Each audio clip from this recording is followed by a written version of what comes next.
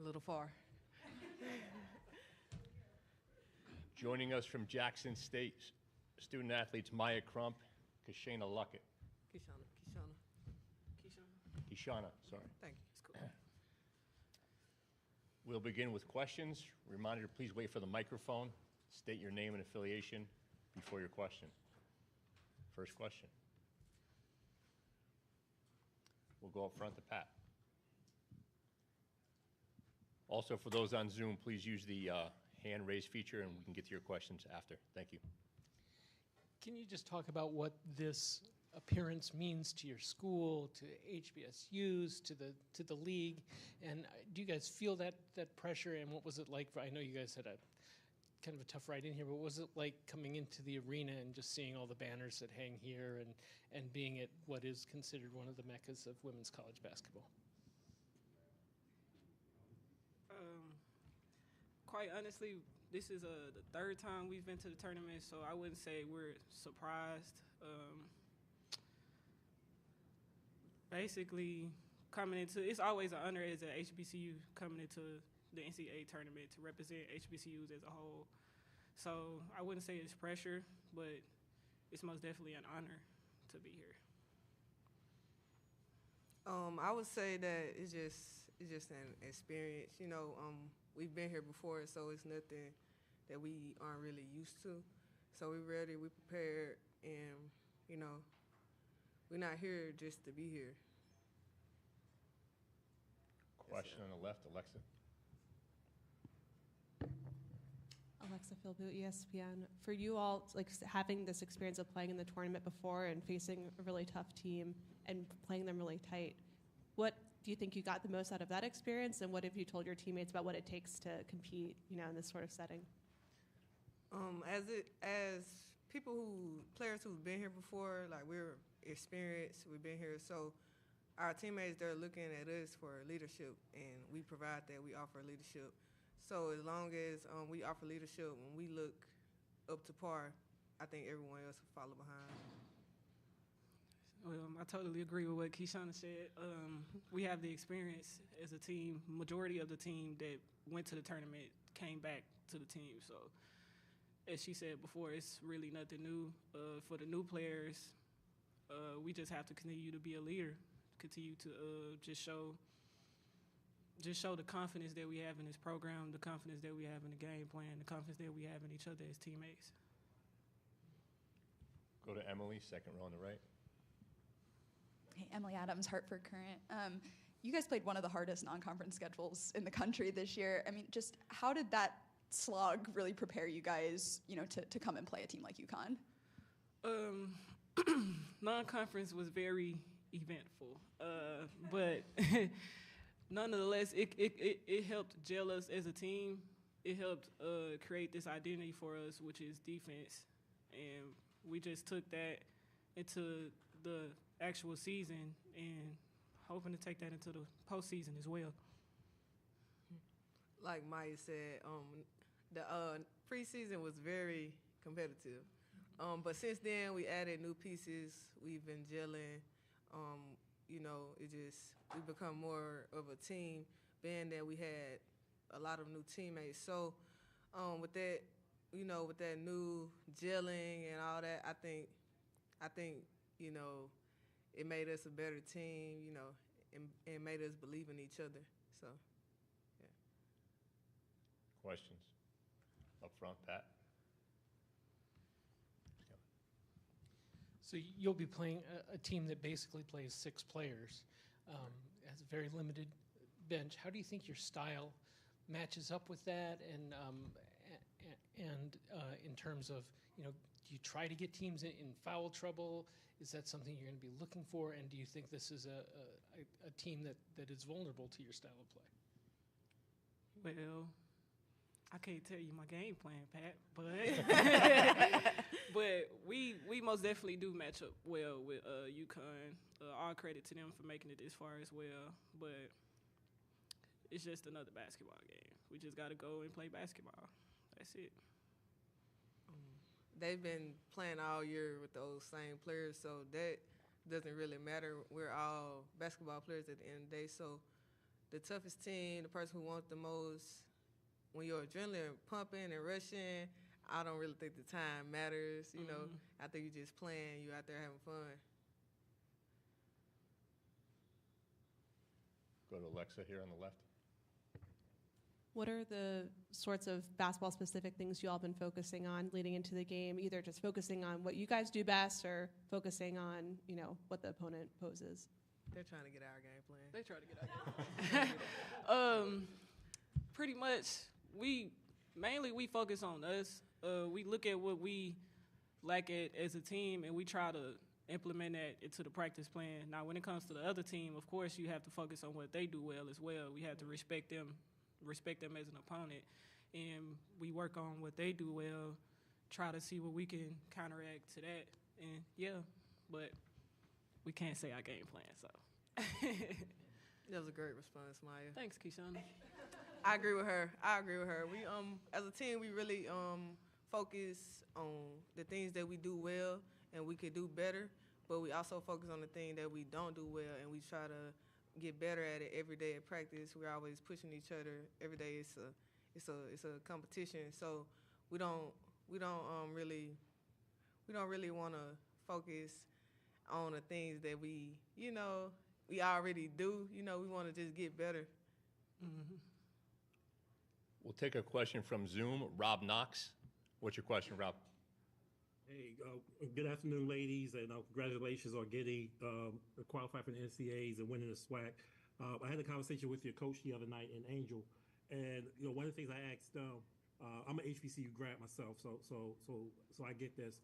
Talk about the significance of playing on ABC for not only for Jackson State, your program, but just for HBCU women's basketball in general.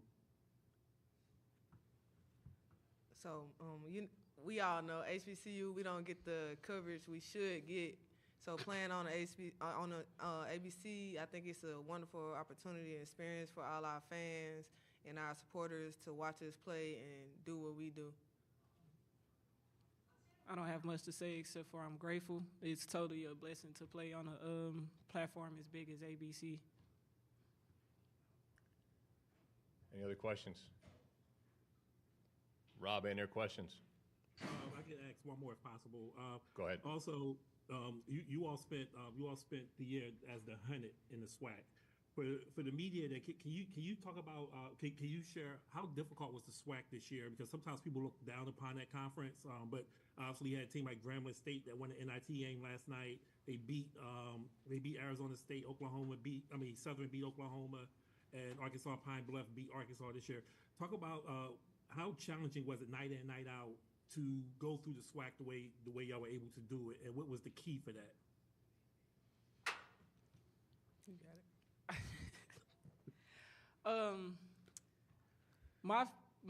My first thoughts before the season even started, I noticed that a lot of big recruits were coming into the SWAC, and I honestly was happy for the other teams because it evened the playing field.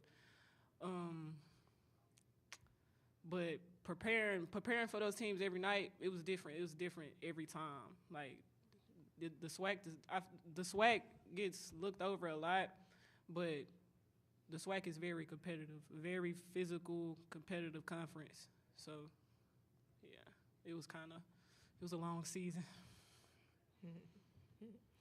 Me personally, I've been in the SWAC for 5 years, my whole collegiate career. So I've seen the come up, more skilled players coming to the league, bigger players. So I think people underestimate it because of I'm not really sure, but it is very physical. It's very physical. It's very competitive, and it's just you see what we can do when we given a chance. So I just really proud of the teams who's been making postseason efforts, and yeah. Any other questions?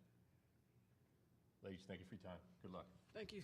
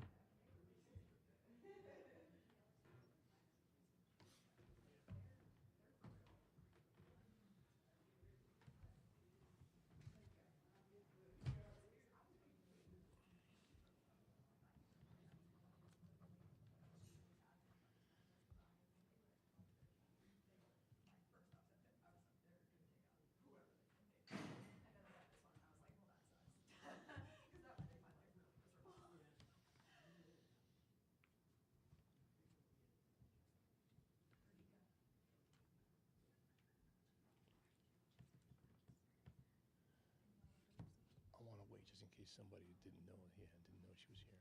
Let's wait. Thank you.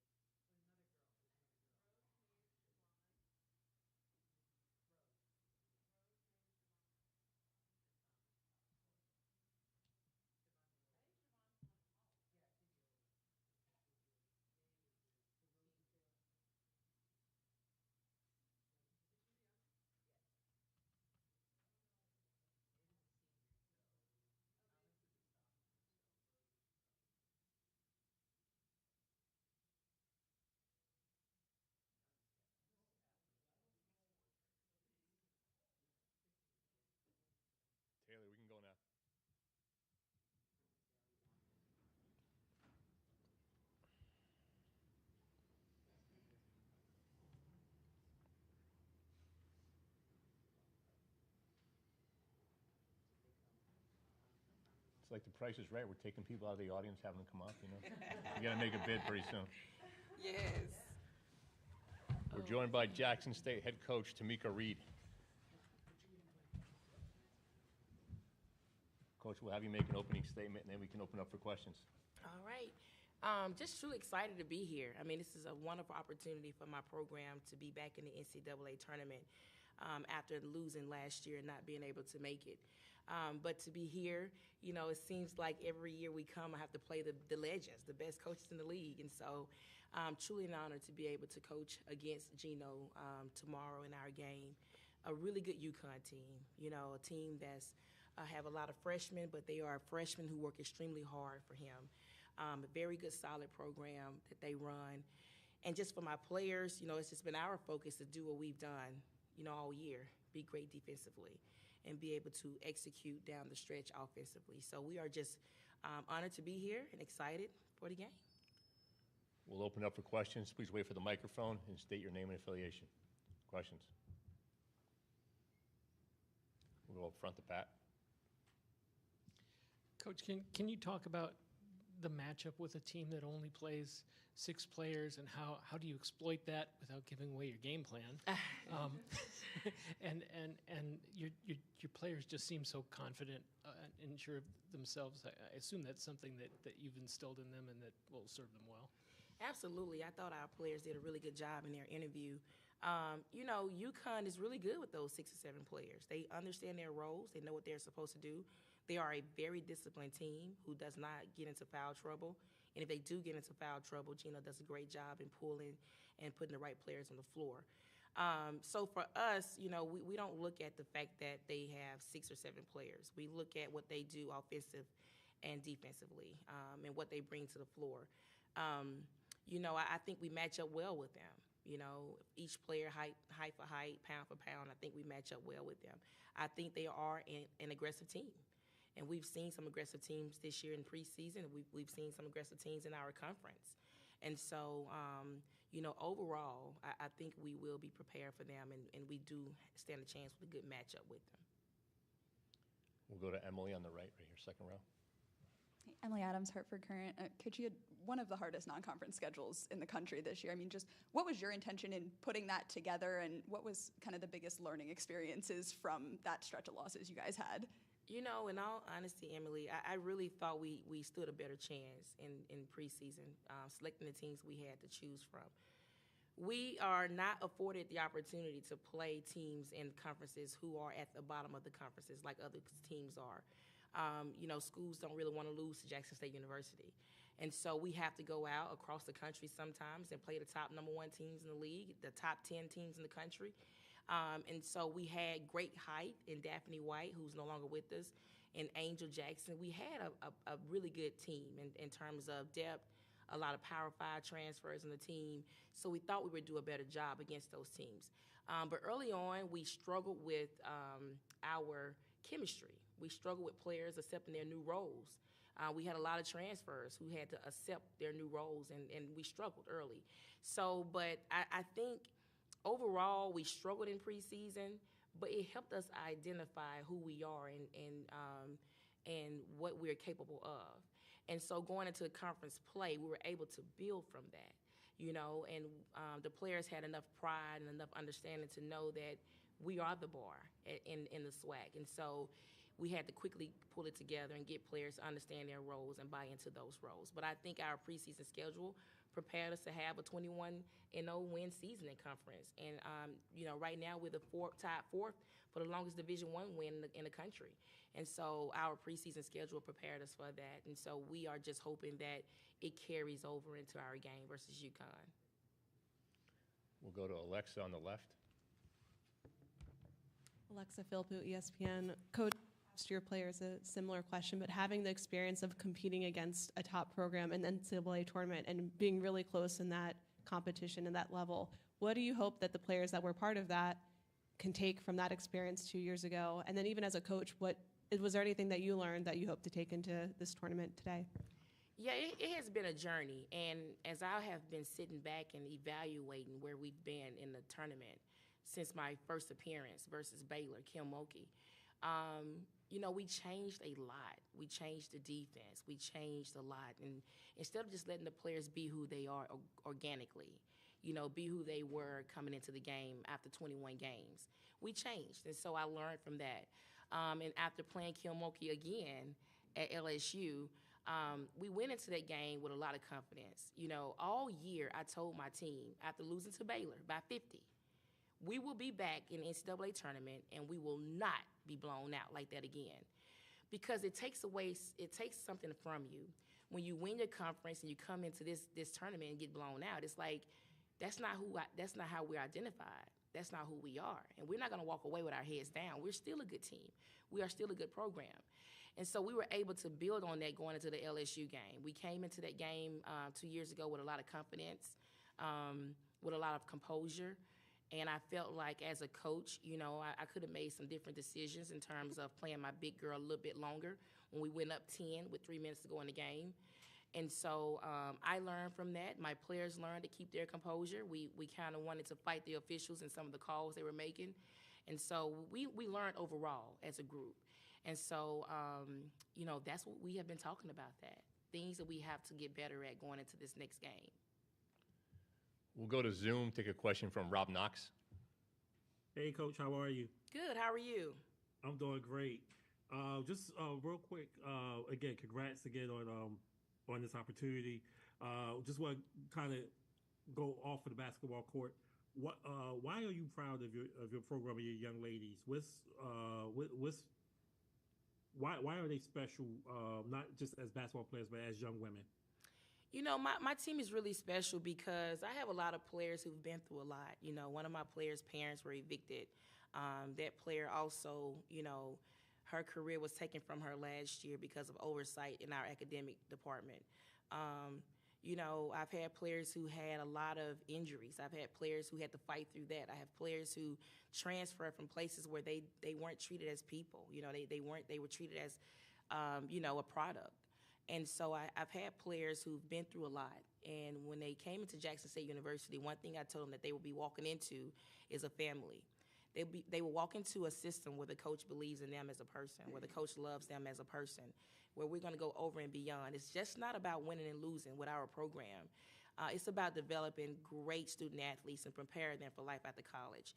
These players get that. They get it. And because we put so much emphasis on our love for our team and our love for our family, these players run through the walls for me.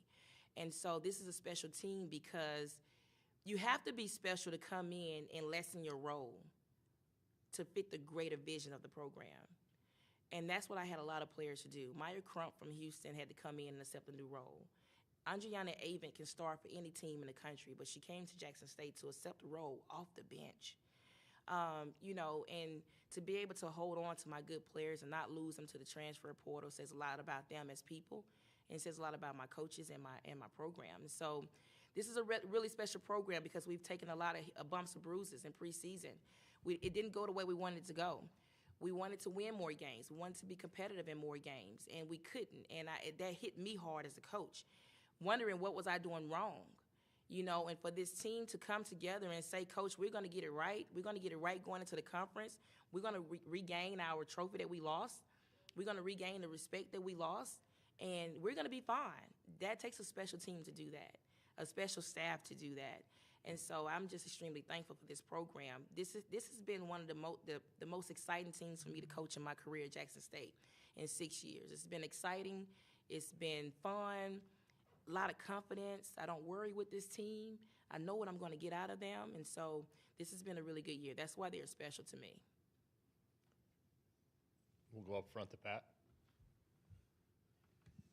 You've talked about playing against the LSUs and the Baylors and the Texas, but kind of a different animal when you walk into an arena and there are 11 banners hanging above your head. Have you addressed that with your team? They don't seem like a team that would be intimidated much, but do you address where they are and playing in this kind of an arena sold out, the game is sold out, and what that's going to mean? A lot of teams walk in here and they're down 10 points before the ball's even thrown up. Absolutely.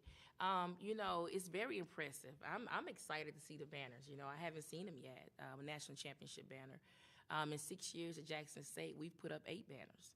You know, we're extremely excited. It's not a national championship banner, but we're knocking on those doors, you know, and you know, we just don't really focus on that. You know, that's not really a big concern. I mean, Texas is Big Schaefer does a great job. You know, Kim Mulkey does a great job, but we're not playing the banners, we're playing the program. And so we just got to come here and do our best job.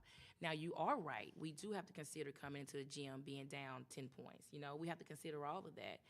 But, you know, we can't allow that to frustrate us. We have to let that be our driving force. And I told our players, what stage would you want to be on? Then the big stage against the best in the country to ever do it. You know, this is what we want. You know, I would have loved to have gotten a 12 seed, you know, so I could see a different animal, but Gino, it is. So, you know, we're excited about it.